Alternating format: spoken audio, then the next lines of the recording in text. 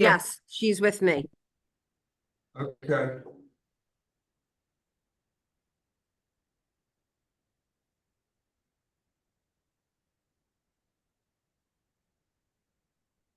Okay.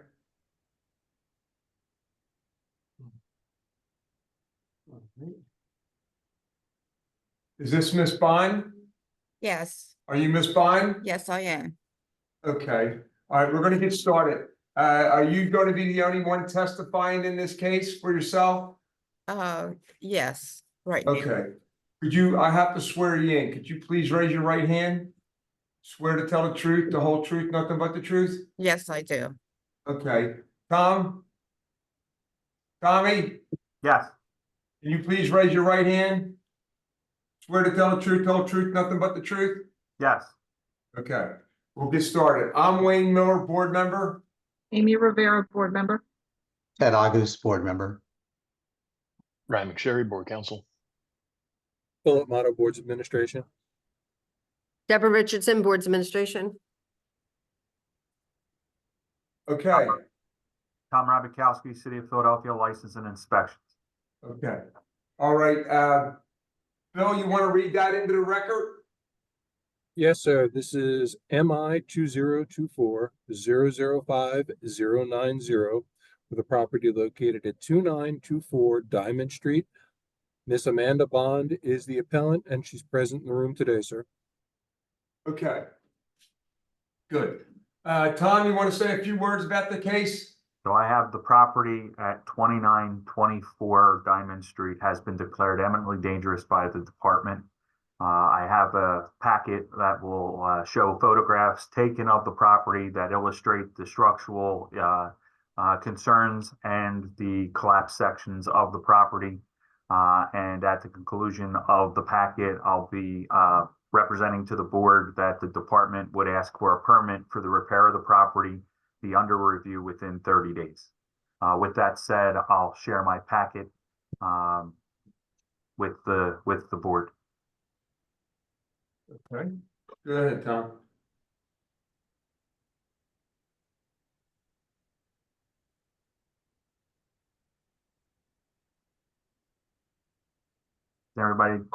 Everybody see the screen? Yes, we do, Tom. All right, so the first photograph is the posting of the front of the property at 2924 Diamond Street, declaring the property as eminently dangerous. The next photographs show the front of the property on Diamond Street. The poster was affixed to the front window, and then it shows the rear of the property on Diamond Street, 2924 Diamond. And then the next two photographs show again the rear of the property and that it has suffered a partial collapse. And then that's the last photograph in the packet. I'll move it over. Showing that there's more area of the property that has a tarp affixed over it, and then to the left, you can see that a section has collapsed. I'll stop sharing my screen, but you can see in the photographs, portions of this property have suffered a collapse. We're asking that a permit be under review within 30 days for the repair of the property. I only have one question for Ms. Bond. Ms. Bond, are you living in the property? Yes, Okay, that's concerning because the property is eminently dangerous. I must stress on record that you cannot be in that property. That property will hurt you. I don't believe it will hurt me. Okay. With that said, the board will rest, Okay. or All right. that the department will rest. Okay. Ms. Bond, can you tell us a little bit what you think about the project? Yes. Now the person that was speaking, is he the one that examined the property? The L&I commissioners, an inspector went out and he claimed But that I that's don't not know if the- it was Tommy himself, but there was an inspector that went out there. Yes. Okay, the reason I'm asking is because when they sent me the notice, they wanted me to repair the bulge on the front of the property, and I have done that. And I've also done some roofing work on the front of the property. Ms. Bond, it looks like the problem's on the back of it where it collapsed. Is that your property with the pictures we looked at? It doesn't look like my property, no, it looks like the property that was owned by, that's coming from Ridge Avenue. And I remember when they built something like on the third floor, it was like a roof, and they built something on top of the roof. And Okay, but the pictures that you've seen, you don't think that's your property? no, not with that blue, the blue something. The tarp, it's a tarp, yeah. Yeah, hanging down. No, that's not my property. How about the back of the building where it's collapsed? Is that your property? I don't know. I haven't seen anything like that. Tom, could you bring the pictures back up? Yeah, Tom, bring them back up, please. Yep.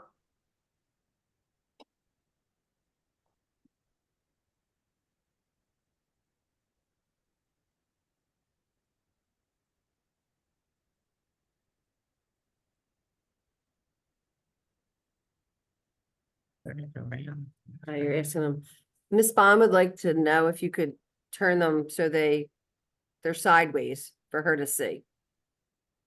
These are so the photographs are straight. It's Okay. the document itself that is sideways. But Okay, the photographs were uploaded and are uploaded sideways okay, onto the document. all right. Let's get, Let's do the one at the top because that's straight. yes, can we start with the front? Ms. Bond, when you said, oops, well, The next slide, Tom, go yeah, up. yeah. For the bulge, we're gonna look for the bulge. Right there. Right, on the right, when you said that you had a notice about a bulge that has been repaired, Yes, is that part of the same notice that we're looking at here?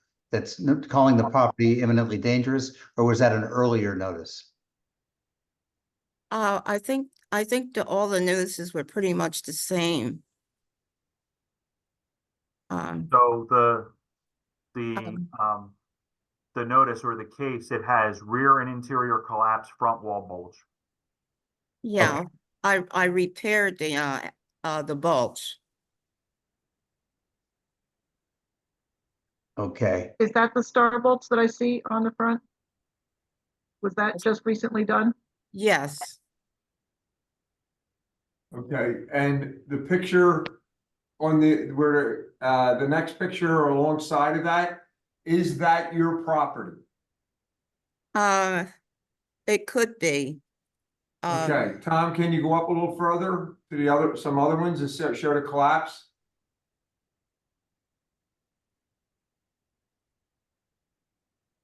Mrs. Bond, is that your property? No, that's not my property, no. From what I can see on Google, the blue tarp is an adjacent property. Yes, But possibly in the picture on the left, the wall that's leaning without windows could be 2924 Diamond. This one. yeah, I see.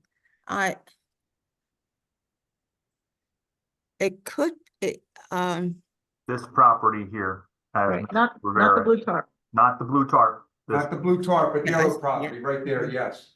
Okay, so we established that, it could be, but I would have to. Amy, is there, from what you can see, is there one building on the property, or is there a front building and a back building? I can't really There tell. are three buildings. Oh, But not all on the same property.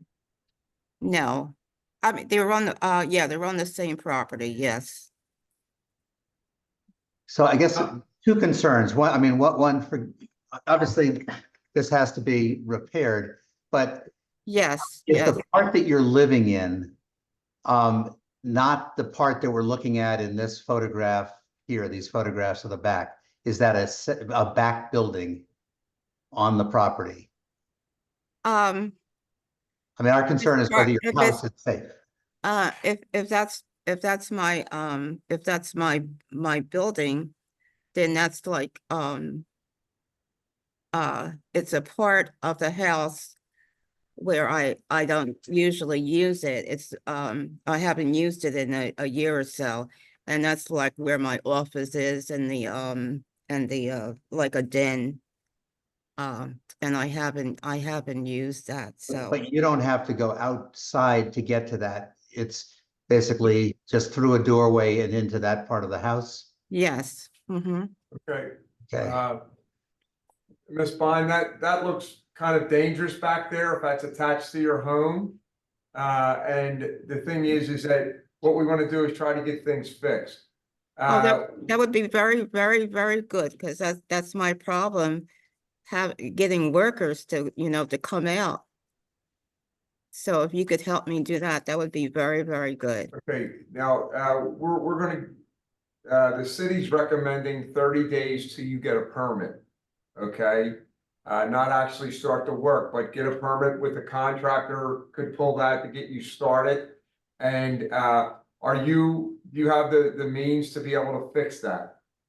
I believe I can get the means, yes. And, Okay, all right. And and- are you okay with the 30 days? We can give you a list of contractors who that's licensed by the city, that you'll be able to hire one of those contractors. yes, but the only thing is that, I'm going to be working with the election. So, I would like to start the work in, January. That's, I see where you're coming from, but the thing is that we're also afraid of any more of that collapse in the back of your house, and also you live there. That's what we're very concerned about. And the city recommends that you should not be living in that house. So that's our concern too. So we like to get it done as fast as possible. I know you're busy with the election. That's very, very important.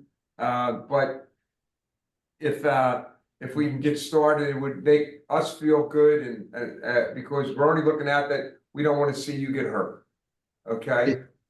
Did the contractor who did the repair of the bulge in the front, did they get a permit to do that work?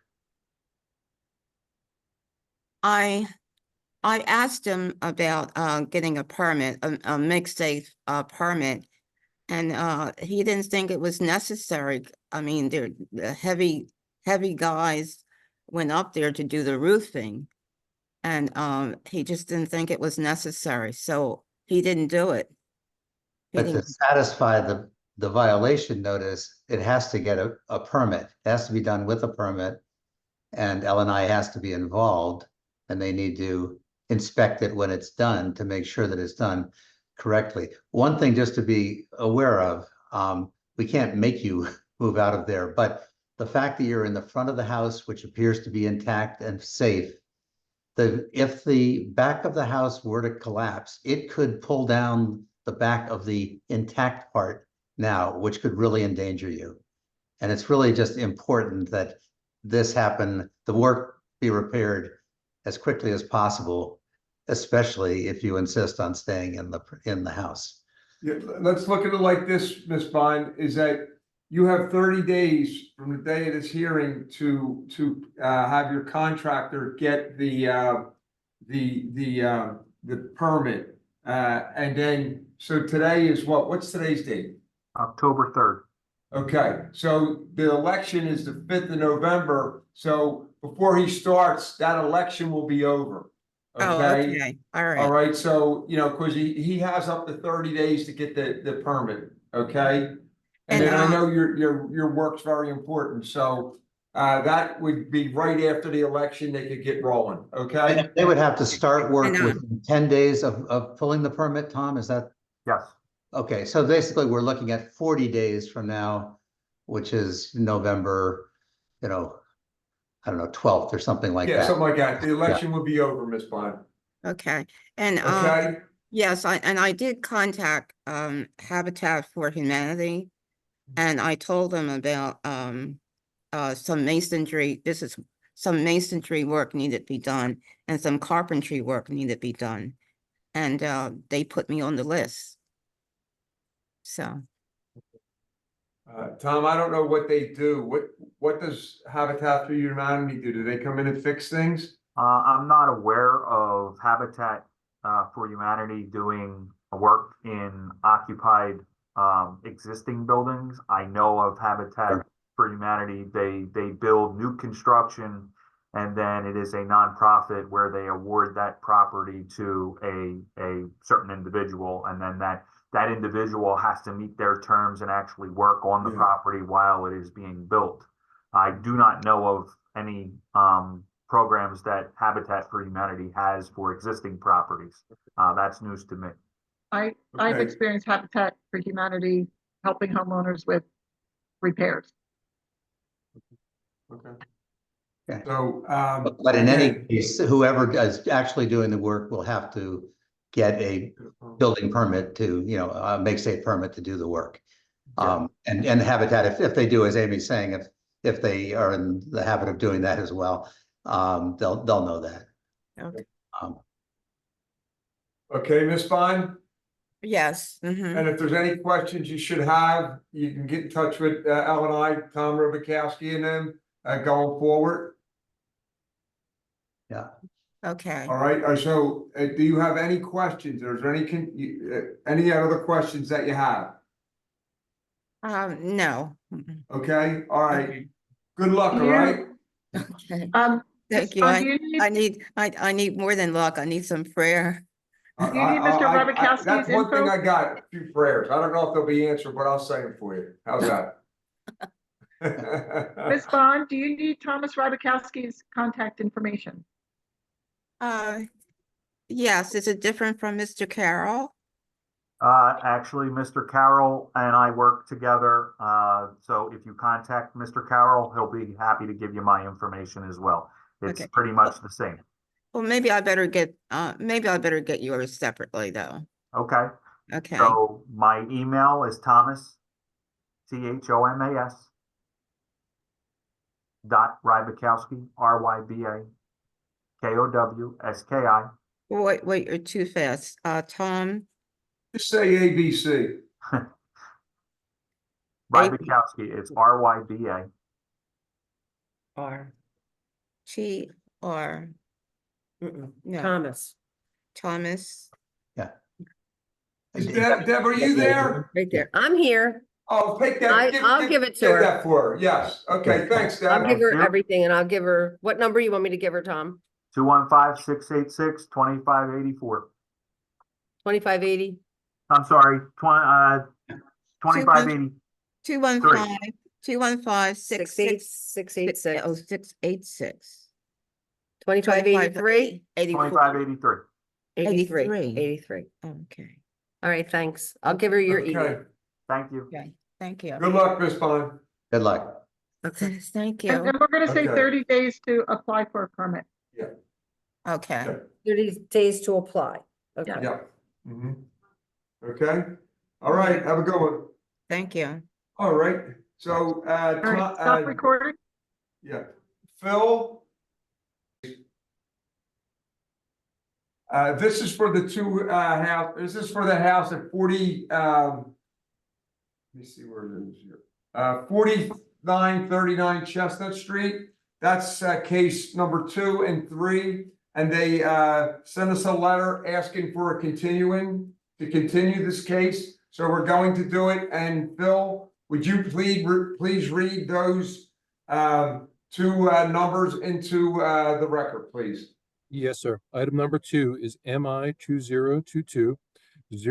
2022-006718 for the property located at 4939 Chestnut Street. Marshall L. Williams is the appellant. The next item is MI 2023-000640, again for the property at 4939 Chestnut Street, and Marshall L. Williams is the appellant.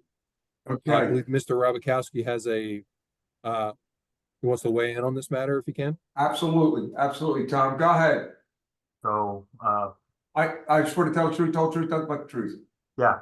Okay, So a request for continuance was emailed to the board roughly about a half hour to an hour before today's proceedings.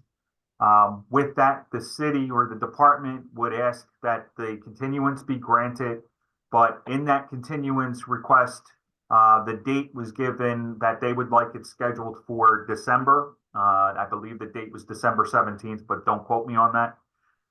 What I am asking is that this be heard at the next listing, which is October 17th. A reason for that is I believe that this matter has already been heard back in December of 2022. This same property had a hearing or had something scheduled with this appellant board. And we need to have some research done to follow up on that, but it is my belief that this should be heard on on October 17th at the next listing. With that, I'll rest. Okay, you heard Tom's recommendation for Amy and Ted and myself. I'm in agreement with Tom. I think it should be in at the next meeting. Just to understand, And can we just understand, so if we heard it 2 years ago, did we make recommendations and nothing was done? If my memory serves me correctly, there was a ruling. I just need to be able to locate that ruling in our system. And I've asked the administrative board, to the administrative unit to also look for that filing. But Okay. I do remember this matter being, or this address being in front of this board in December of 2022. okay. Yeah, Are we okay with coming to the next meeting, Ted and Amy? yeah, I'm in agreement with it, but since in their appeal, they asked for more time than that, make it very clear in the response to them that, you know, we are not granting more time where, you know, it has to be 2 weeks from today. Correct. I'm good with that. He's asking more time for medical reasons. I think there were a couple of reasons. I don't have it in front of me, but The reasons Okay. were due to contractor performance concerns and personal health issue matters. Well, here's what it says here. I unequivocally apologize to the members of the board, its officers, and its staff. I have begun to address the reference matter stated in subject case, but due to contractor performance concerns and personal health issues, I expect that the matter will be fully addressed by early December 2024. I therefore respectfully request the board to continue the October 3rd, 2024 hearing to December 12th, 2024, that the board grant me such relief as it deems possible. The thing is that I understand that there might be some health concerns. It isn't that they're traveling to Center City or the MSB building where we held the hearings, that they just have to get on Zoom. And so my suggestion would be to continue it unless the individual, something else comes up even more dire than what he has now. All right, I'll agree that we continue it to our next hearing on October 17th. But in the meantime, when L&I contacts this person to let them know, see if they have a problem with that. You know, if they're hospitalized or anything. But they would not be able to attend. right. Okay, fine. All right, that's in two numbers, so okay, let's move on. Okie dokie. Next case is 742 Martin Street. Is that the appellant's here?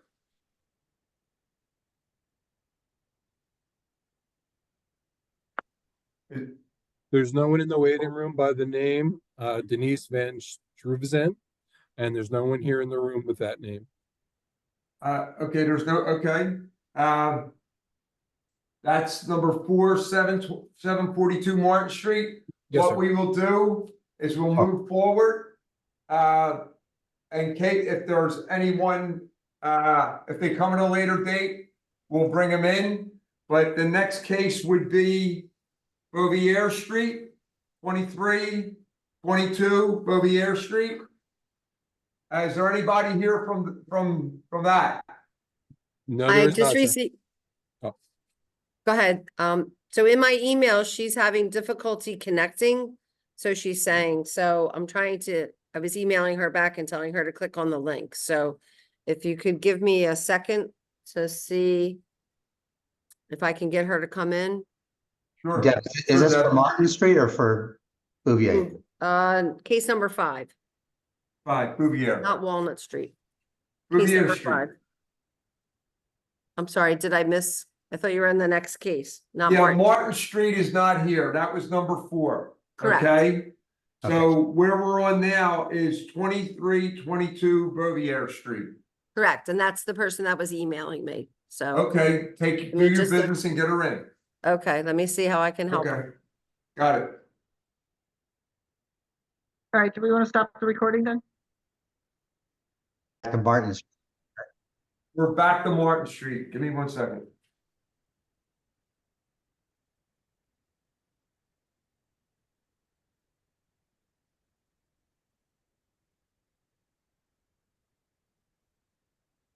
Okay.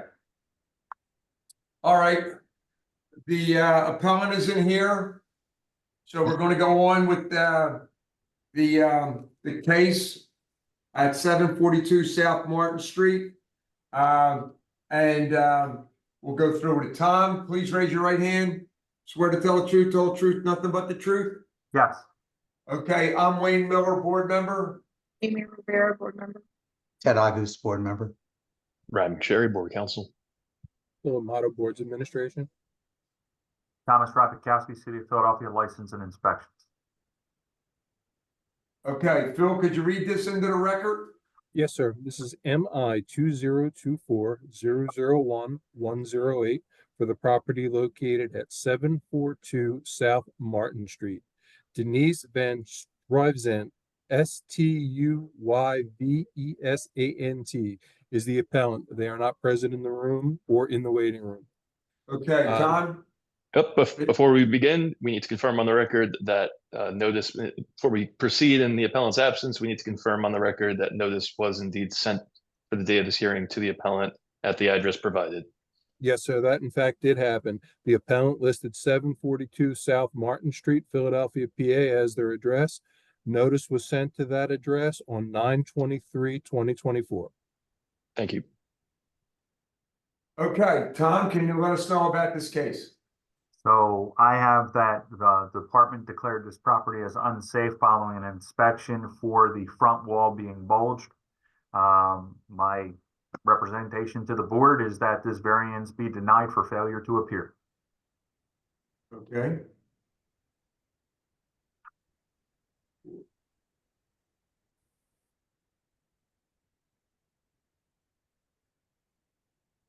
When was this violation written?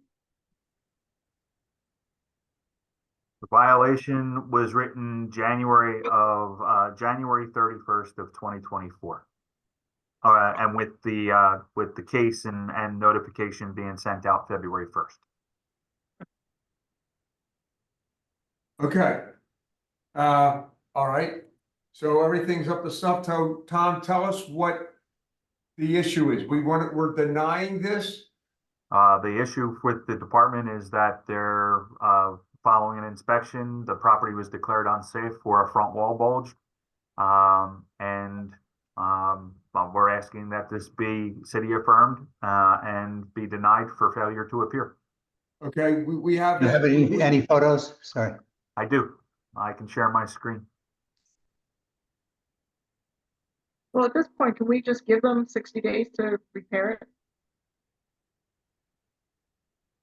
Is that what Tom's recommendation was? Sorry. My recommendation in the board and to the board is that it just be denied outright because they failed to appear and put what they intend to do with the property that they didn't appear for today's hearing. If the board wants to rule for a grant in time, that's the ball's in your court on pun intended. But can everybody see my screen? Yeah, Yeah. we see it. So essentially, here's the property at 742 South Martin. And you have the front wall of the property. It's hard to show a bulge on a 2D photograph, but the I can see it. With the second floor? it's between the first and second floor. But that's essentially what we have, and that's where we're at, and I'll take whatever ruling the board decides to do. Well, the thing is that I have to agree with it or not here, so we're gonna deny it. What's the procedure from the city now? What did they do? We would continue with the inspections and then forward it over to our next line of enforcement, which may be filing a court case against the owner to Okay. spell compliance. But it would not Okay. go to demolition, correct? Not at this point, no. No, no. Okay. Okay, Aim and Ted, are you in agreement with that? Refocus. Sure, sure. Okay. Okay, excuse us for a second.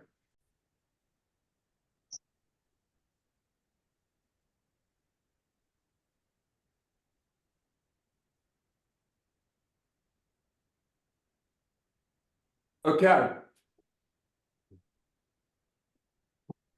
Okay, the board recording's in progress. The board agrees with the recommendations from L&I, from Tom Rubikowski. Okay, let's move on. Okay, Mr. Miller, I'm sorry, can I just ask one question? Do we need to note a time for that one, Mr. McSherry? Yes, we should note the time for that one, correct. Mr. Miller, what they're gonna want you to do is say just what time it is right now and then city affirm for one of appearance. okay. The time right now is 5 minutes after 2 o'clock. They were supposed to report here at 1 o'clock this afternoon, so they're an hour and 5 minutes late, and they're still not here, so we're moving forward. Thanks, sir. Okay, you're welcome. Good job. All right. Miss Bellamy from Bouvier Street has still had connection issues. We've been unsuccessful in making connection with her, but I believe Mr. Rybakowski again wants to represent something about that property when we call it as well. Okay, Tom, do we have to go on a record for this? Yes, sir. Phil? Yes, sir. This would be MI 2024-001-207 for the property located at 2322 North Bouvier Street. Dawn Bellamy is the appellant. She has been in contact with board's administration, but she has had difficulty and has been unable to get a connection to join this hearing. Okay, Tom, could you Yes. please raise your right hand? Swear to tell the truth, the whole truth, nothing but the truth? Yes. Okay, I'm Wayne Miller, board member. Aim, Ted August, board member. Amy? I don't see her on. Oh, no, she is. Amy, you're muted if you can hear us.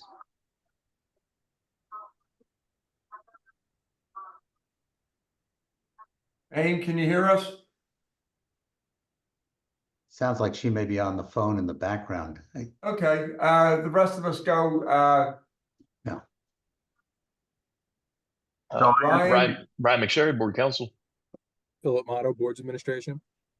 okay, fine, okay, Tom, you wanna Phil, read that into the record, and then Tom, you can, tell us a little bit about the case. Go ahead, Phil. Yes, this is MI 2024-001-207-2322 North Bouvier Street. Dawn Bellamy is the appellant. She is not present in the room today. Okay, everybody swore you in, Tom, go ahead. So essentially, we have the property at 2322 North Bouvier Street as declared as unsafe. The case was written some time ago. It actually goes back to 2019. But in looking at and researching for today's proceedings, it looks like there is a vegetation and tree that has taken root in the lot next to this property. And there might be some information that the department wants to get prior to the next hearing. So what we were asking is that this case be continued to the next listing, and we schedule an inspection with the appellant to facilitate an inspection to see if the tree is penetrated or at least compromised their property, and then we can take it and have better information for the board. Okay, and Tom, you'll do that between this meeting and the next meeting? Yes, absolutely. Okay, all right, I'm fine with that. I'm fine. Amy? Amy? She is having connection issues. She dropped off and then came back on, so I'm not sure if she's having an issue. Okay, And John Dimes is joining as well. okay.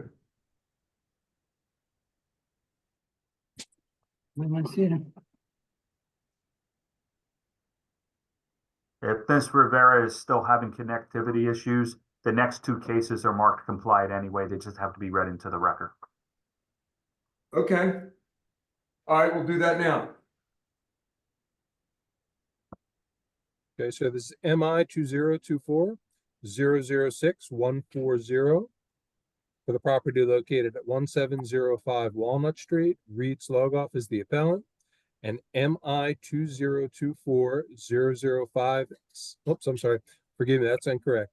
MI 2024-006-138 for the property at 1705 Walnut Street as well. Okay, the two cases been complied, so they're done.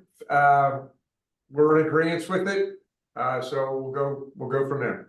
All right. All right, moving along. What's the next one? The other next one's a refusal. Okay, we've done all the cases. We're on number 8 now, right? That's it for me. Everybody have a good weekend. Thanks, Tom. Have a good Thanks, one, pal. All right. Take care. Okay. Is Amy here? All right. Take 5. Smoke them if you got them until Amy gets back on.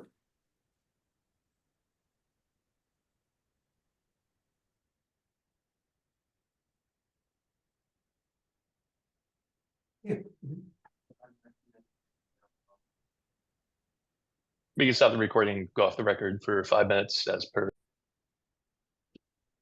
Okay. The next case is 1440 North Front Street. Is the appellant's here? Yes, I'm here, Kerry for Kano Design. Okay, Kira, you the only person that's going to be testifying today? Yes, Okay. Are you a lawyer? no, I'm an architect. Okay, good deal. So raise your right hand. Swear to tell the truth, the whole truth, nothing but the truth. I do. Okay, let's get started. I'm Wayne Miller, board member. Amy Rivera, board member. Ed Agnes, board member. John Dime, Fire Code. Brad McSherry, Board Counsel. Philip Motter, Boards Administration. Okay, Phil, could you read that into the record? Yes, sir. This is MI 2024-005-730 for the property at 1440 North Front Street. Carrie Yant is the appellant. He's present in the room. Okay. Barry, you want to present the case, pal? I'll present the case. This case is actually very same, or it is the same as the two cases that I saw you guys last on, which was 2043 North Front Street and 945 Frankfurt Avenue. This is the case where we're talking about the change in the 2021 code that allows the stair construction to be combustible within the type 1 portion of the podium, as long as the shaft is rated 3 hours. Last time I presented this to you guys, you asked me to get confirmation from ICC that there were no other implications, other places in the code. And I provided that for you, and I have provided it once again. Okay. Aim, did you check that? Okay, It's okay? All right. Variance granted. All right, thank you very much. Yeah. Everyone have a good afternoon. All right. Okay. Okay. Next case. are we recording right now? Yes, we are. I didn't see the red light. All right, It's showing recording on my end. okay, okay, next case. 216 Dawson Street. Is the appellants here from Dawson Street? Yes, Yes, okay. All right, could you please raise your right hand, swear to tell the truth, nothing but the truth? I believe the owner is joining as well, if you want to wait for him. I'm right here. Okay, Oh, okay, there you go. okay. All right, swear to tell the truth, the whole truth, nothing but the truth? I do. Okay, now is the owner going to be testifying? Potentially, yes. Okay, can he state his name and please raise your right hand? My name is Swear to tell Jeffrey Glenn, Glen.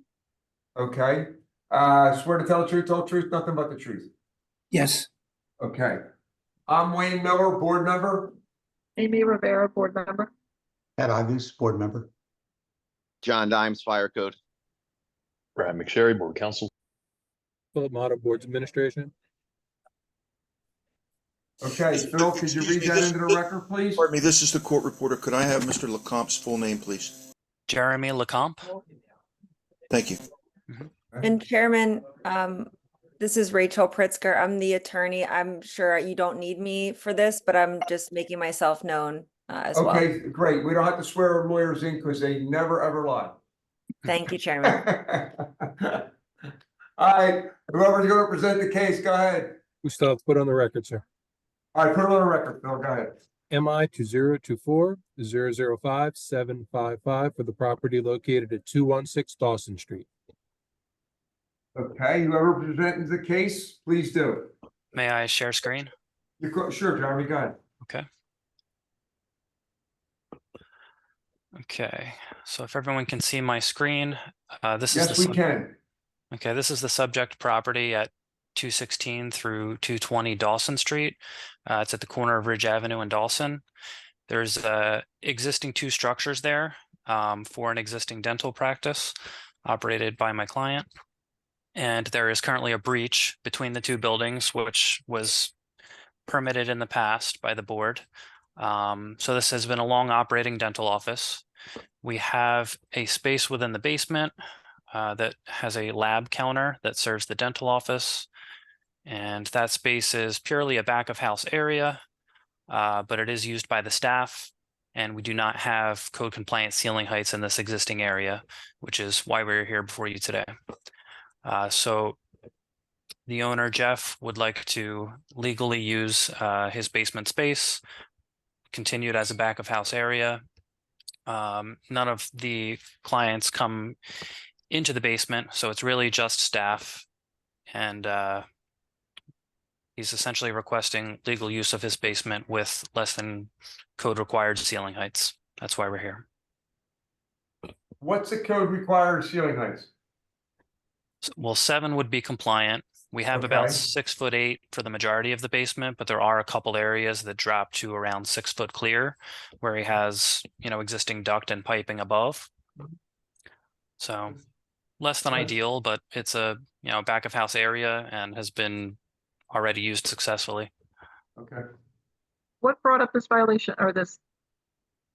There is no violation. He's actually being proactive and trying to legalize the conditions that exist. Do you have any pictures in there? I don't have pictures handy. I'm sorry. I have exterior pictures, but not interior pictures handy.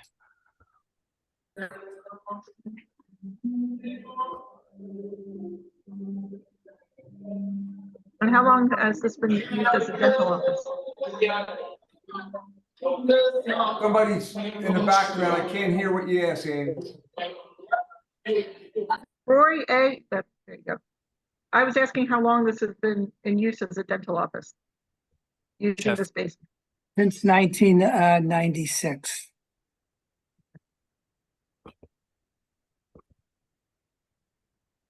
All right, can we caucus? Sure.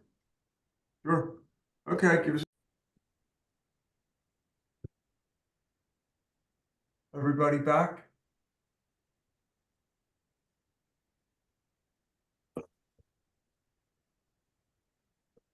Yeah, I'm here. Amy's here. All right, is Amy there?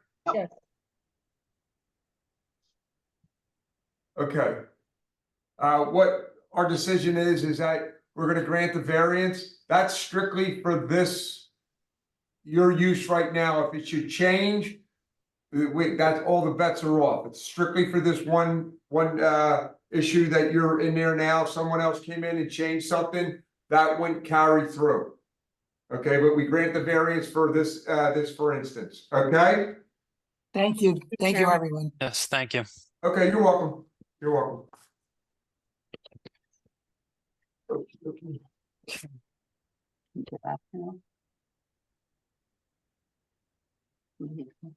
Let me just make sure. Am I good to? Okay. Let's see.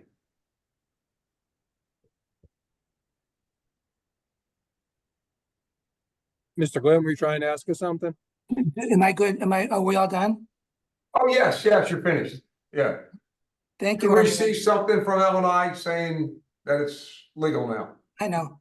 Thank you. Thank you. Mhm. Thank you, everyone. You're welcome.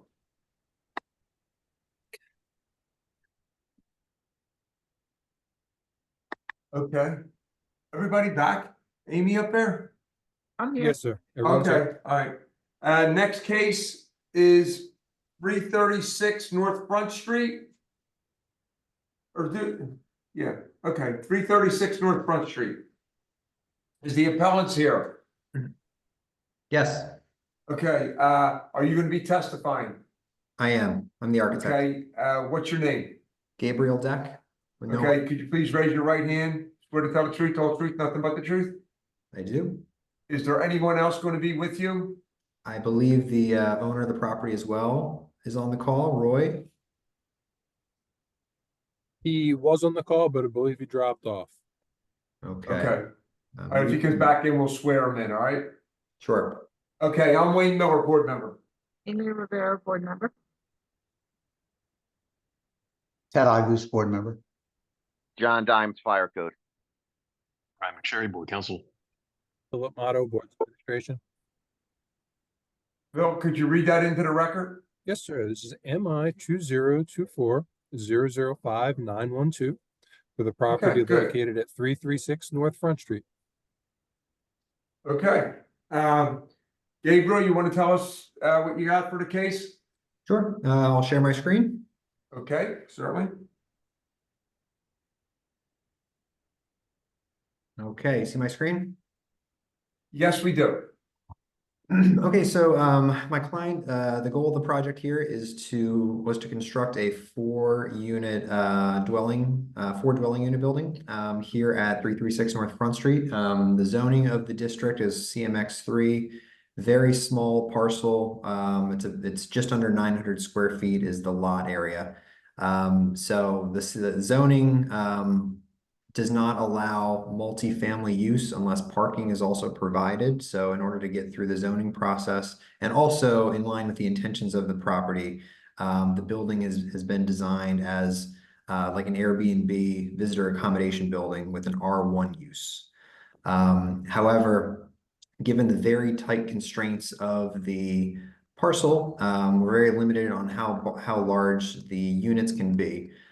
So on my screen here, for example, is the first floor layout, which is repeated on each floor. So we have a 2-hour rated stair tower connecting each of the 4 units across the cellar, first, second, and third floor. So the variances that we need are for the R1 use technically does require 2 stair towers above the first floor. But we, simply just by the constraining size of the lot area, there's just not physically room for it. 2 stair towers would effectively take up to 50% of the building footprint. Each unit is laid out as a studio, around 500 square feet, completely open front to back with a bathroom separating the front and the back of the unit. So we're here seeking a variance to omit the required second staircase because it's technically an R1 use being visitor accommodations. So again, very small units, or about 500 square feet per unit. We are proposing a 2-hour rated stair tower connecting the cellar up through the 3rd floor where you access the top unit. It's fully sprinkler 13R system is proposed.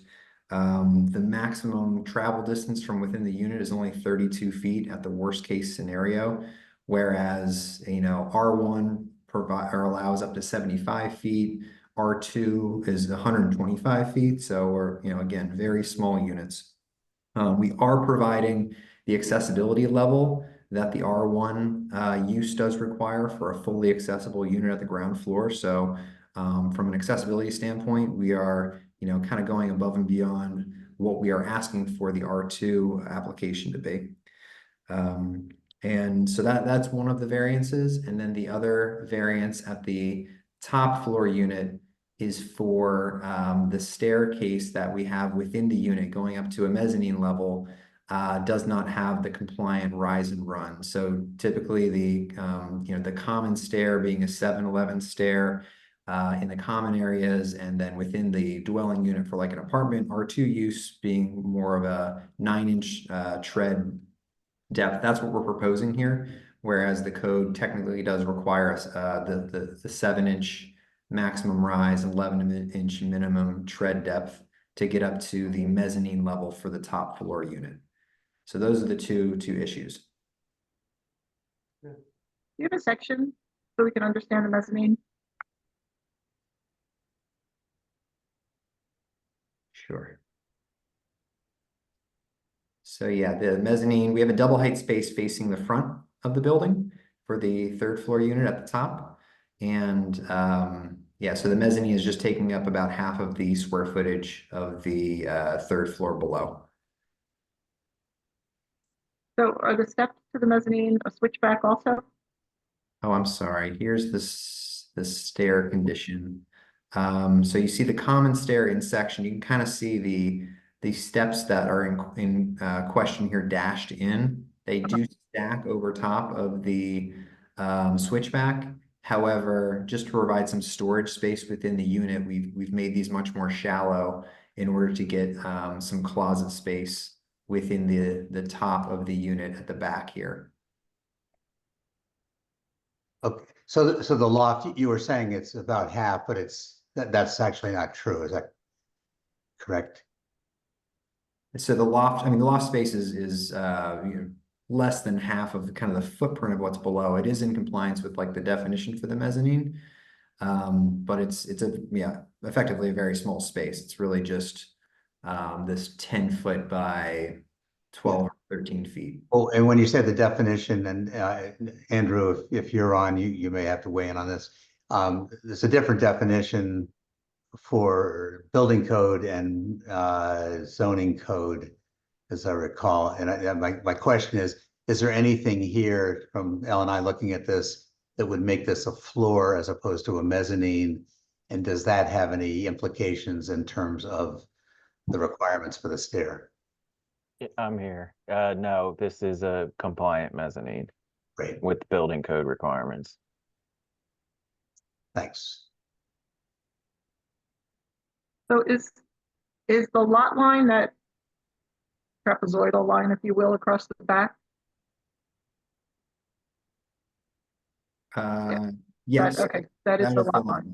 Yep. So we had to stay in compliance for the zoning footprint as well. So we're meeting our open area between the space in the back and this kind of recessed entryway, which brings you directly into the stair tower without entering the building. And what's the length of the building on the right side, or? 35 feet and change. We're about just over 500 square feet per unit, the largest unit.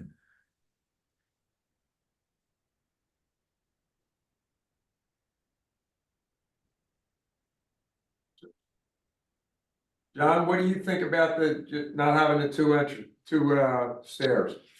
You're asking me, Wayne? Yes, John. Yeah. Yeah, so, I mean, it wasn't written in ever, obviously. He's not proposing anything equal to or better. The lot just doesn't seem to be able to fit code compliant what they want to do. So I don't, it's the reasons for a variance aren't there. The only compensating factor the board may want to take into consideration is the travel distance is so small.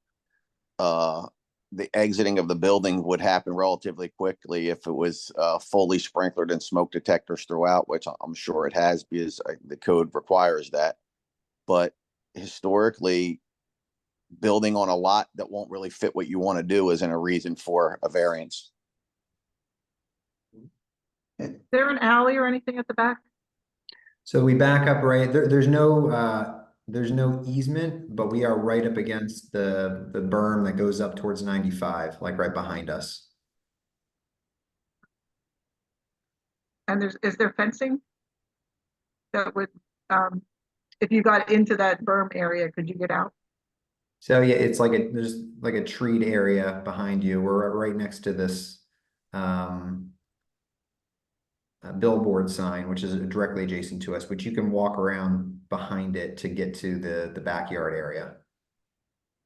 So there's no deck on the upper unit, the third floor loft unit, correct? But is there There is a roof deck. We're not proposing a roof deck. There is yeah, the condensers the back up deck. there. Yeah, there's a back deck off of the ground floor. Yeah, off of the back here, there is a back deck. But the egress for everything is through the front of the building. And it looks like there's a deck off the second floor as well. Oh, I apologize. Yes, off the second. Yeah, but there's a stacking deck. Right. So I guess what I'm getting at is on the third floor, are those escape windows or whatever, whatever's required there? Are they, operable, the size that would? Yeah, the third floor is yeah, there's operable windows through the front, which is where our egress is through. And the ones in the back are also operable. But yeah, I'm thinking as a sleeping area, that's which presumably the loft also would be. So actually those are both compliant escape windows. Just I know it's not the same as an exit, but and there is a full set of stairs to the roof. Am I reading this correctly? there is a set of stairs to the roof where all the condensers are. Okay. Yeah, an exterior stair going up to the roof for the just the maintenance access for the condensers there. yeah, and what's the travel distance from the loft, I guess would be the furthest. So my travel distance from the loft path 3.2 is 31 foot 6 inches. Got it.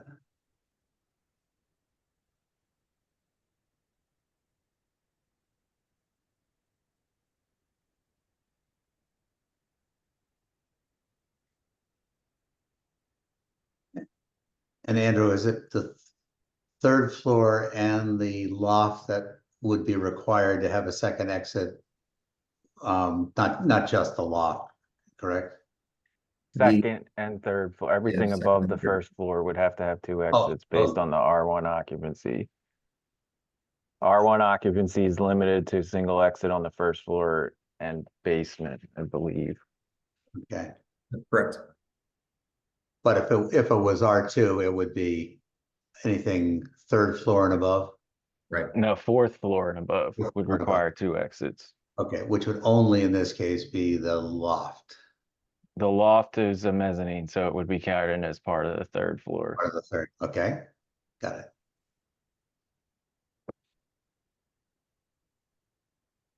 Yeah. Do we want to caucus or? Yes, I think so. All right. Anything? See you there in a minute.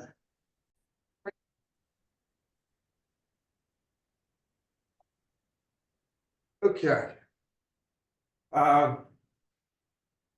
We're not comfortable not having a second form of egress. What we're suggesting, something is a non-combustible spiral staircase to have this third and second floor access that. So can we see the plans again?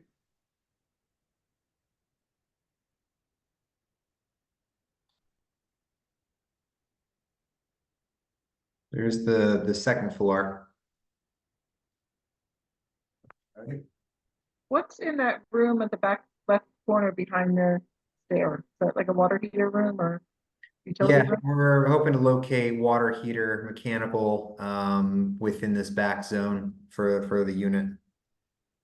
We were thinking a spiral stair back in that corner would be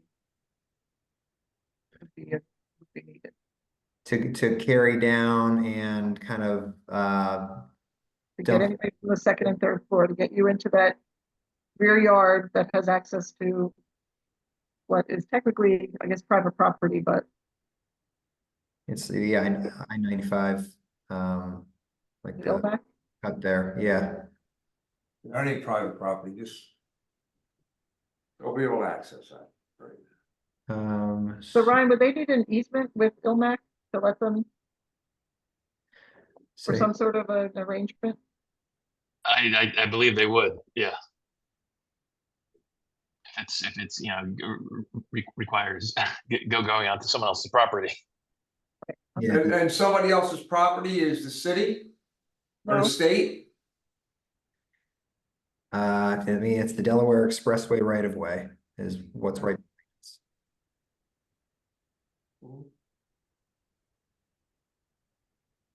So it's, yeah, variable width, legally open on city plan is kind of like what we pulled from the city records. But what you're proposing is that we provide a spiral stair within the building to exit into that. Well, Well, no, not within the outside building. Outside of the building. The non-combustible, where the 42-inch parapet is lit, yeah, where it says 42-inch parapet. Uh-huh. You see, Yeah. but Yeah. it says sunken patio, which we didn't see that on the floor plan. So So it's, yeah, like right in this zone is where you're. yes, exactly. Mhm. Which from the Oh, and that dumps you into a sunken patio, and then you'd have to climb a ladder to get out of that. Yeah, I mean, you could probably figure out moving that around. But Well, putting your ladder doesn't get you into a public right of way, it just gets you, Down the bottom, then you're running in the public right away. right? sorry, what'd you say, Amy? In that sunken rear yard, there's a ladder to the left. There's a ladder here, correct, yes. That puts you into somebody else's property. This just gets us up to, it's really not for egress. The egress for this unit is through the back. We're providing a ladder there. But it's not like a required component for egress. Oh. So, this spiral stair and, exiting our property would put us into the Delaware Expressway right of way, kind of that sloped area there. right, but it's not, I don't know whether it's fenced, or whether you could get from there, back to the sidewalk at the street. I believe you could. I believe you Yeah, could. I mean, it looks from the rendering that it can. I mean, the one thing, if this came down, it's serving the second and third floors. And it doesn't need to go down into that sunken terrace. It just simply needs to, Correct. bridge over there to the billboard. Right. Yeah, I mean, it looks like you'd be able to kind of come in under the billboard out to the, back out to the street off that corner, so. The billboard is fenced in. I'm looking at it on Google. Correct. Yeah. I don't know if there's a fence between their lot and the I think- billboard at this point. Yeah, the lots to the side of us, I think, kind of taper to nothing. As you go up the incline. Yeah, like they just kind of get smaller and smaller here and like taper to nothing and then connect to Front Street. So where the 95 ramp, you kind of like could walk through there if you had to get around. Oh, right. Because we are the last parcel before 334 next to us is the billboard, and then there's no more legal parcels, I believe, next to us. It's just all part of the right of way for the Delaware Expressway. Are the decks on the first and second floor, are those non-combustible or are those, wood decks? They were just proposed to be wood decks. Okay. Yeah, if they were non-combustible, that we just sort of talked about whether from the second floor you could go out to the deck and then get onto the stair, down and out, but it obviously be better to have it independent of the decks and not have to. It could simplify things if the key were to provide this exterior stair through there in a spiral stair. And we could utilize the deck to get onto the spiral stair. I think we would prefer to try to do that. From the second floor, not the third floor there is no deck, right? So it's. Third floor, we would have to kind of access it through something. Yeah, I mean, it can be, a little walkway to a landing and the stair or whatever. Yeah, that's. Right. But yeah, would that enable, if that was sort of hanging overhead for that sunken terrace, would that be a functional space? Or, I mean, would it be up, is there enough head height there from the cellar level to? Yeah, the cellar level, it would just kind of eliminate a lot of the more of the natural light kind of getting down into that sunken basement area. Think of it as shade when you, when the sun's out, okay. Can you show me the first floor plan again?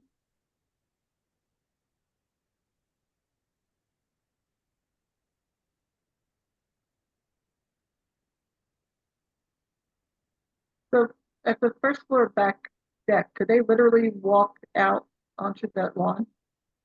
If a gate were there? Are they a good elevation for that, or would you give a retaining wall, or? Yeah, they would be able, if there were a gate here, you can go right onto the 95 right of way.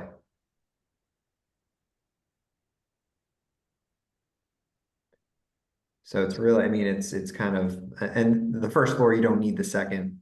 Right. Anyway, it's just the second and third floor. Yeah.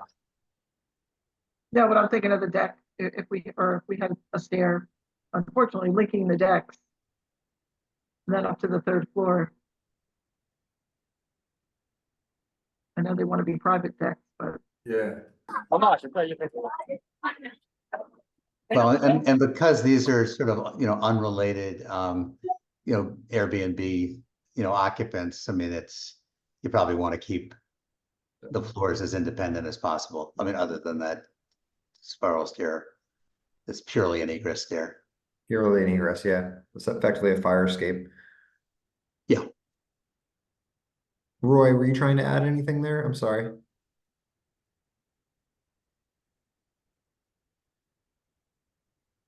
I thought I heard Roy trying to say something. He's the owner. Okay.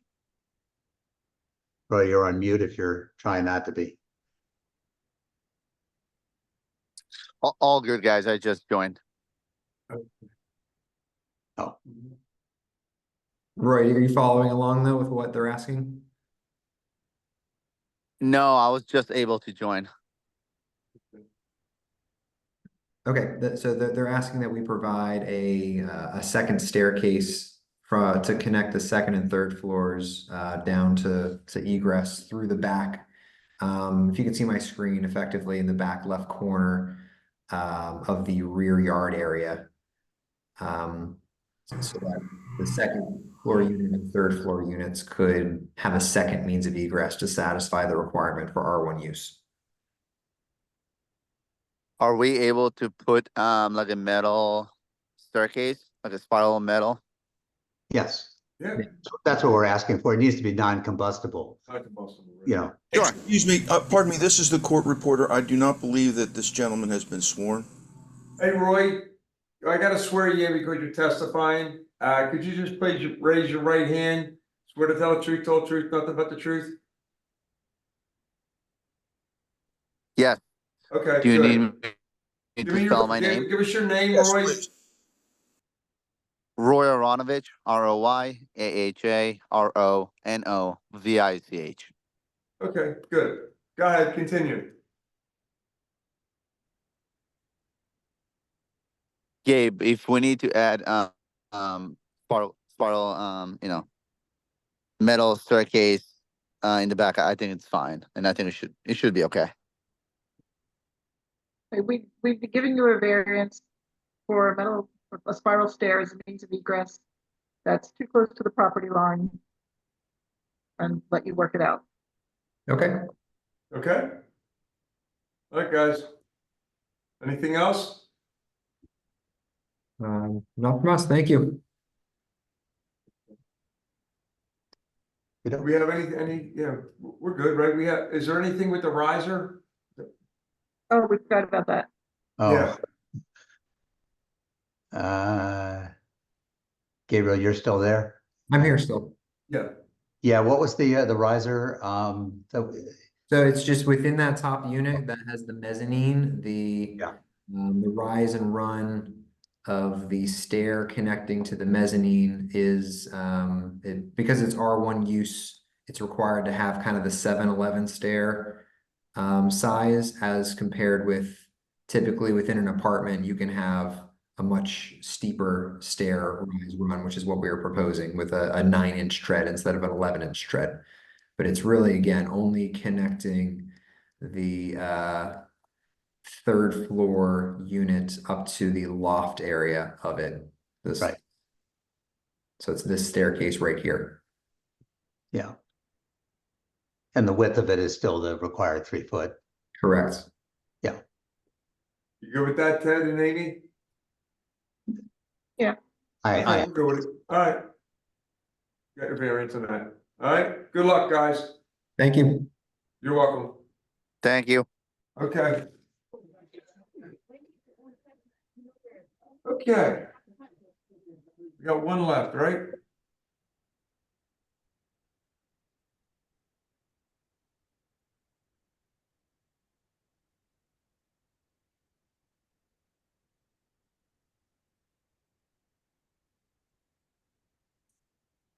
Hey, Dimes.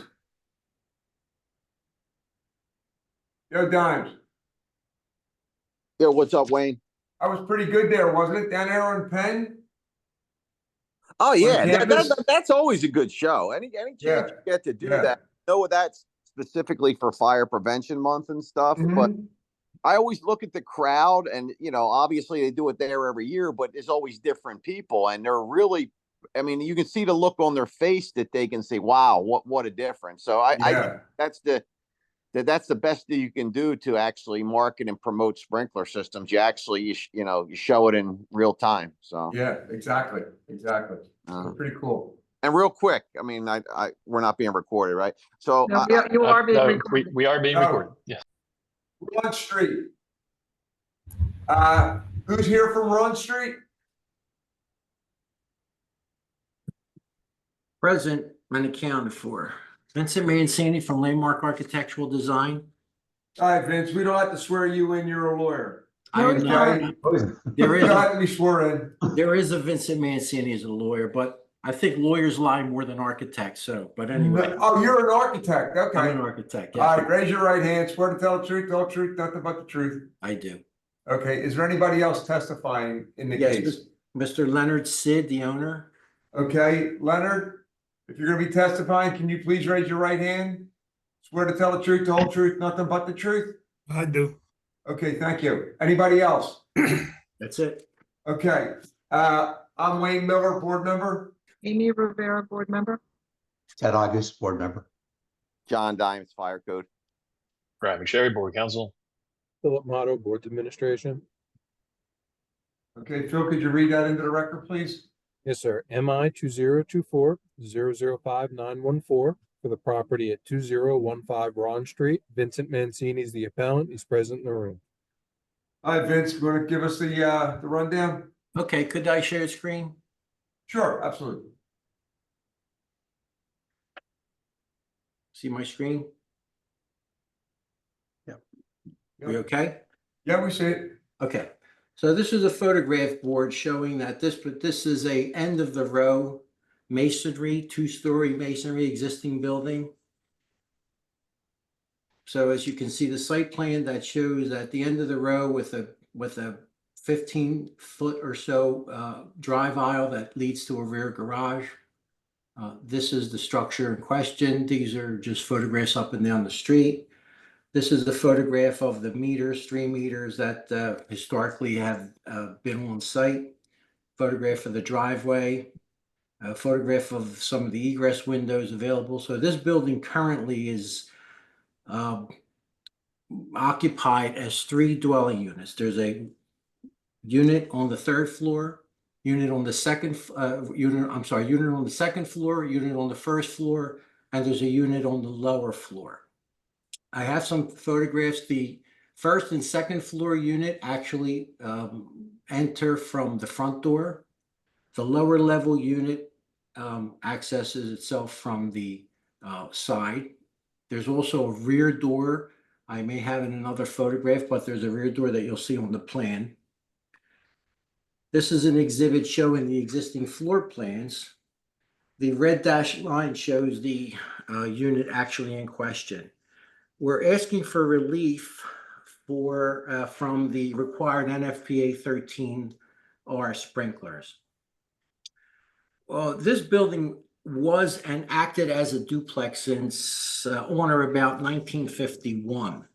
Mr. Leonard Sid purchased this property in 1997 as a duplex, and him and his wife actually lived in the basement, as the 1st floor and the basement acted as 1 unit and the 2nd floor acted as the 2nd unit. Once Mr. Sid moved out, he closed up the access to the basement from the 1st floor unit and used and allowed the basement unit to suffice as a 1-bedroom apartment. That was 10 years ago. We recently, when Mr. Sid went to get a rental license, he realized that multifamily doesn't actually mean 3 units. It meant 2 units in his particular case. So he was requested to get a certificate of occupancy and or a building permit to legalize the existing basement unit. As such, he's done that, and that's been approved.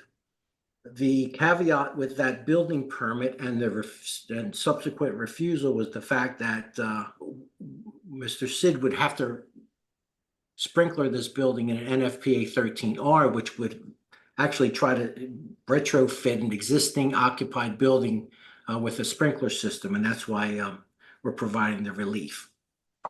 So as you can see, this floor plan is the floor plan in question. This is the main entrance into the lower level plan. There's also an egress opportunity out the back bedroom. The fact that the buildings are existing and some of the photographs show that the units are actually occupied, bedrooms, kitchens, bathrooms. It would be very difficult to retrofit this building in a sprinkler. So as such, he's decided to request relief. And that's basically the, Mr. Sid, if you would like to add anything to the testimony. My name is Leonard Sid. I own the property at 2015 Wrong Street. I also do work for the city. I'm a Civil Service Commission chairman. And not that it means anything, but I do have the knowledge and a little bit of the how the system works. And I will never do something that would jeopardize anybody's life or anything like that. Only because I got concerned about the people, you know, and I keep the building tip-top shape. I mean, that's all I can say. I think it's important to note, thank you, Mr. Sid. It's important to note that there are a significant amount of windows as this having 3 sides open to the to public access or fire department access. I think the fact that this is limited to 2 stories in height goes to the point where perhaps relief actually could be granted. Is that a driveway in back of the house? They can actually take a car in there? Yes, there actually is a car shown in this photograph. Okay. There's a 1-car garage with 2 garage doors in the back of the property. Okay. Aim, Ted, you want to caucus? Question, you said 10 years ago he converted the basement into a new dwelling unit. Was there another meter added, or did he not need to add another meter? I couldn't answer that. The only, I could suspect that the third meter was in fact the landlord meter, and then it was converted into a unit meter, Mr. Sid. Yeah, that's exactly right. There Alright. currently are 2 gas meters on the property, one for the second floor, one for the first floor. The basement is all electric. Okay, Okay, yeah. all right, Ted, Amy, wanna caucus? Yes. Okay, Here. Ed? All right, unfortunately, we have to stay consistent to what we've been doing here. We looked at a number of things to see if we could give a variance, but we just can't. And because, you know, that adding that other unit in the basement is what did it. And it's not that it was bought that way or anything like that. It was in 97, it was or in 10 years ago, it was changed to a 3-unit building. So you're gonna have to sprinkle that. Can I interject with 2 possibilities, if I may? Sure, go ahead. The first possibility is reducing the required system to a 13D system as opposed to a 13R. And the second possibility is reducing your requirement from a full building sprinkler to the basement level only under a 13D also. I guess I probably just shot myself in the foot. I think the 13D for the entire building was my first option, as 13R would require a significant water service. So that's the consideration. I don't think a 13D is possible where there are multi-units. I mean, Andrew, correct me if we're wrong on that. And so, Not permitted. for yeah, and so we multifamily. haven't granted that typically as a variance, you know, given that. Mhm. But can you describe again how are the 3 units? Where are they? How's the building divided up now?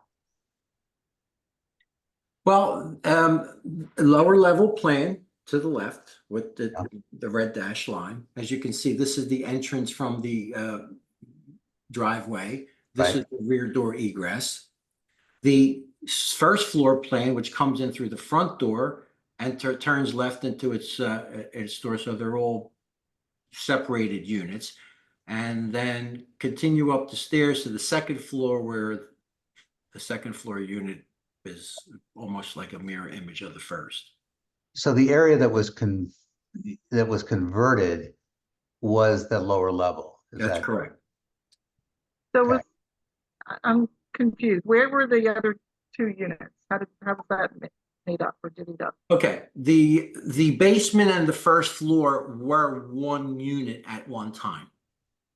All right, so there was a demising or a vestibule wall taken down at the first floor so that stair was now open. No. Okay. I couldn't speak to how the unit was laid out, the first and the basement as a combined unit.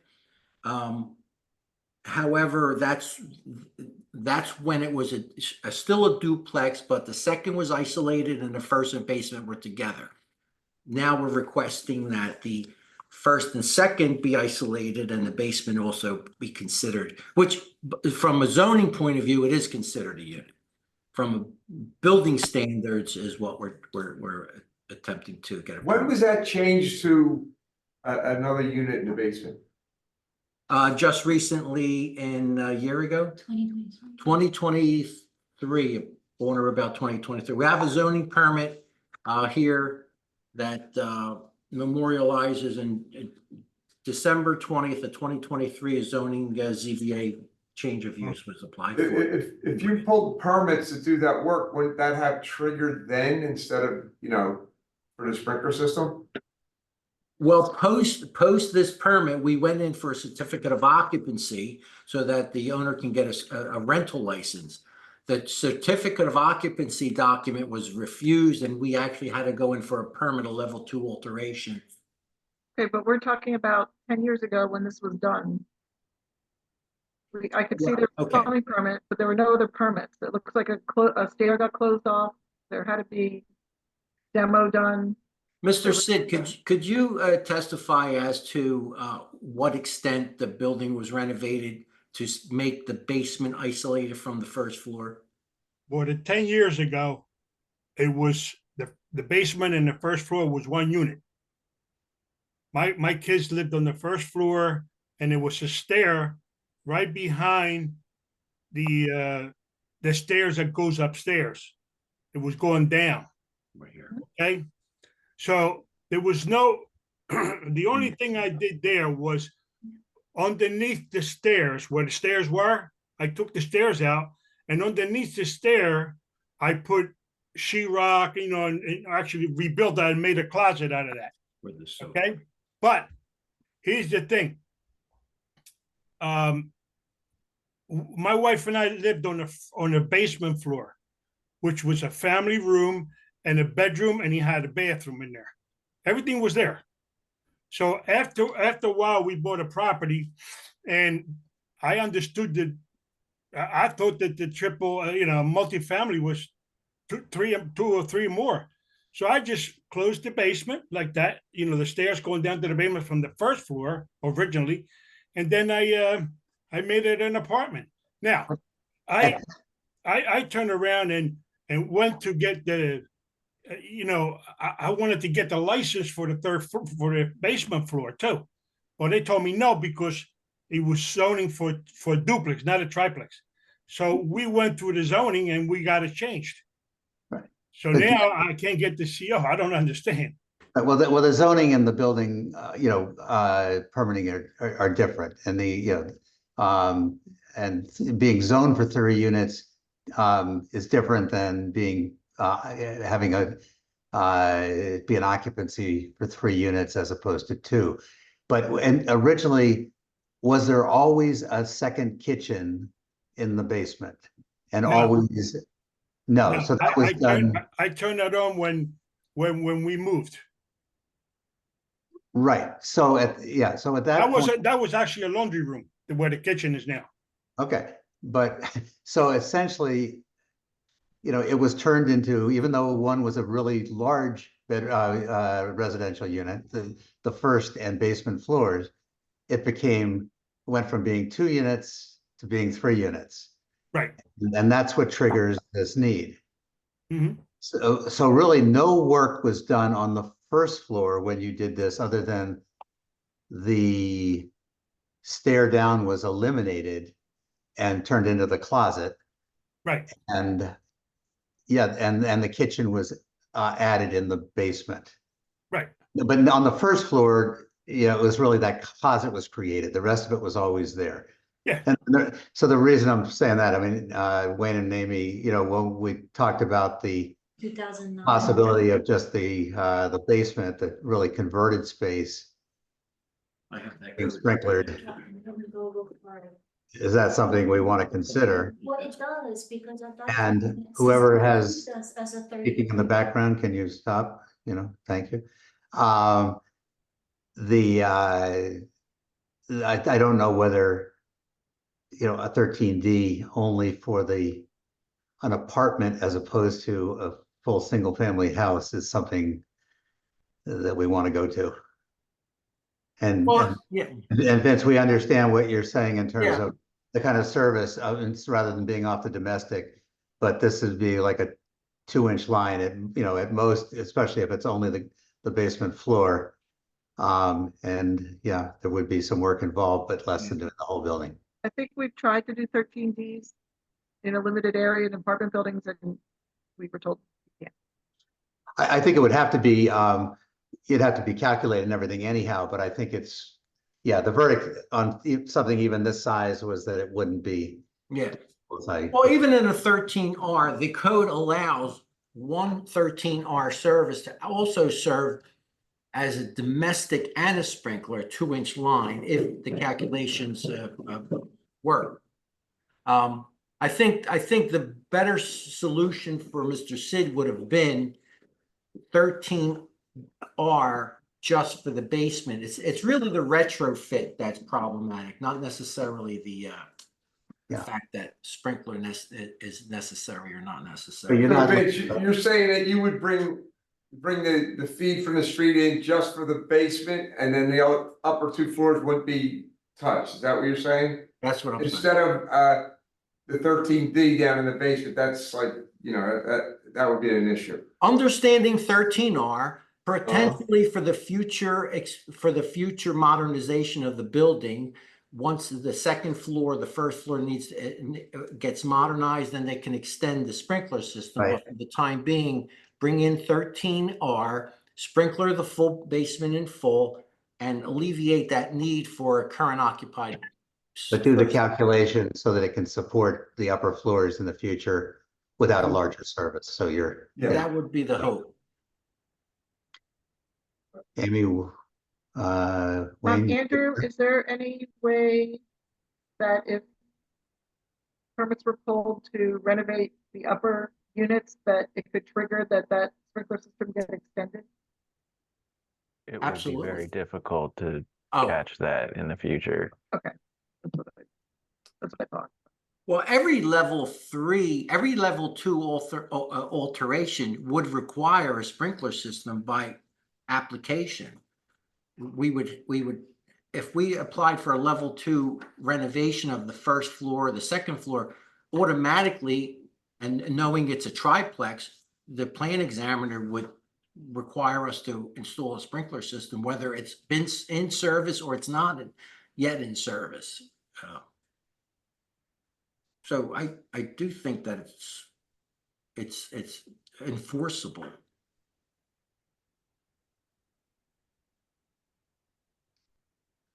Ted and Amy, you want to caucus again? Do you want me to respond to that? I thought you had to specifically refer to me. Go ahead, you can respond. That's not true. If it was like an existing 3-family dwelling and you just did level 2 alterations, we wouldn't require sprinklers. Well, how that possible? Because that's the basis of this meeting today, was the fact that we applied for a level 2 alteration for the basement and were triggered with the necessity of a sprinkler system, and that's the basis of this refusal and meeting today. Wouldn't it be the same as if we did it for the first floor or the second floor? Did I respond? Yeah, go ahead. Yes, Andrew, please. It's not because of the level 2 alterations, it's because of the complete change of occupancy based on going from 2 to 3-family dwelling. Okay, I stand corrected.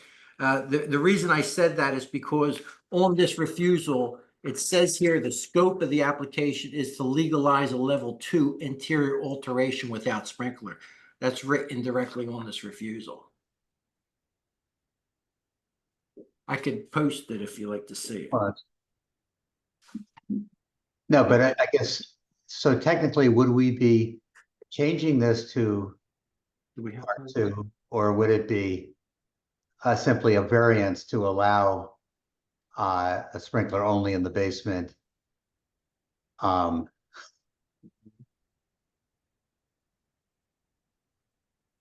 sorry, it would still be an R3, and we wouldn't be making it an R2. We would just be allowing. Understood. No, I'm asking Andrew, just, sorry. So the refusal was for the change of occupancy. It says it right there in the first reason for refusal. Right. So no matter what, if you go from 2 units to 3 units, it's a change of occupancy from R3 to R2. And that's what's triggering the sprinkler system. Okay.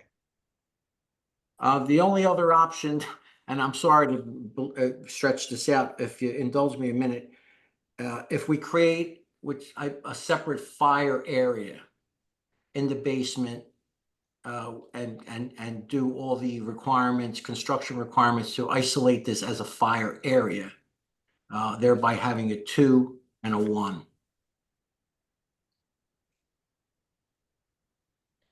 Andrew, I think that one's for you. No, they have to be created as separate buildings, not separate fire areas. which is, I think, versus 3 hours versus 2 hours probably. Okay. But there's more to creating separate buildings than just that, I think. Well, not necessarily separate fire area, Separate fires is different have than an separate buildings. R2, yeah, R2, R2, R3, R2. Yeah, okay, I'm sorry. All right. Thank you, Andrew. I appreciate your knowledge. I thought it would get triggered at another renovation, but perhaps, you're right, the plan examiner may not trigger it. A sprinkler.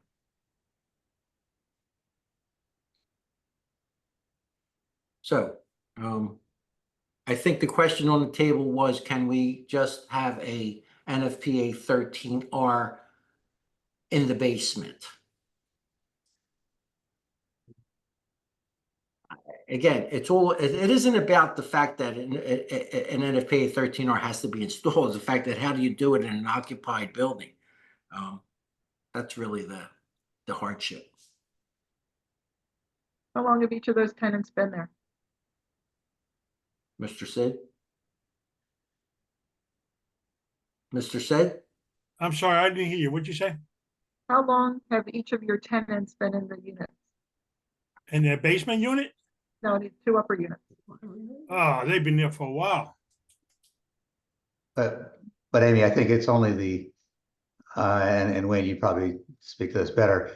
It would only be the basement unit that would be really impacted, Yes, but what they're saying is that they would bring a 13R into the basement with expanding that, I guess maybe when they did renovations or when the tenants moved out. But in Yeah, the meantime, there would be no disruption on the upper floors, only, and yeah. only in the basement if you brought it in and left it there, just at the basement. So to be clear, I mean, are we okay with that? Are we putting that on the table as something? We are for now. We're just trying to assure that when renovations are done to the upper units, that this gets extended. And from what Andrew's saying, there's no way for us to make sure that happens. Well, can we put in a proviso that with the understanding that this will happen? That might get lost in translation. It might, but at least it's there.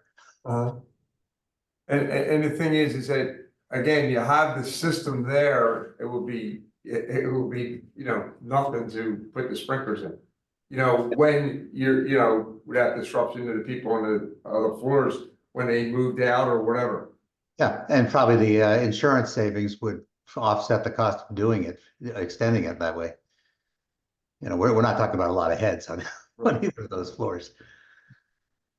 Mr. Sid, what kind of work was done as far as the fire rating between the basement and the first floor when the work was done? Well, they put drop ceilings on there with insulation in between so there'd be less noise. Okay. Now, if I But like may, said, I lived there. I lived in an apartment. That's why I know. if I may, our construction drawings, part of the application currently call for a fire rated gypsum board to be installed as part of the renovation of the basement. So that's included in this application. As part of our building. Would that be a 1 hour ceiling We separation? currently have it as a 1 hour assembly, correct? Okay. And Mr. Culp, if I may, if an architect were to submit plans for renovation of a second or third floor, I keep using third, sorry, first and second floor unit, wouldn't it have to be noted on the building set of plans that the building is sprinklered with NFPA 13R? Would it not have to be, knowing that it would have to be on the plans? Yes. So any field inspector would also be inspecting sprinklers as part of the ongoing renovation of the building. Yes. So I think there's a security there built in that assures us that any renovation would require us and necessitate the sprinklers being added.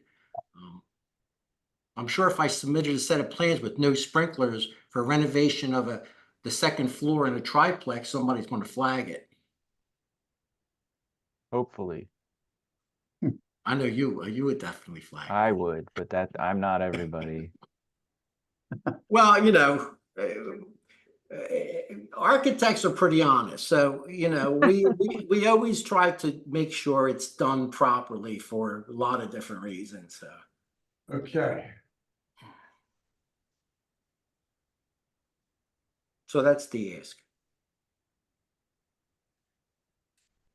all right.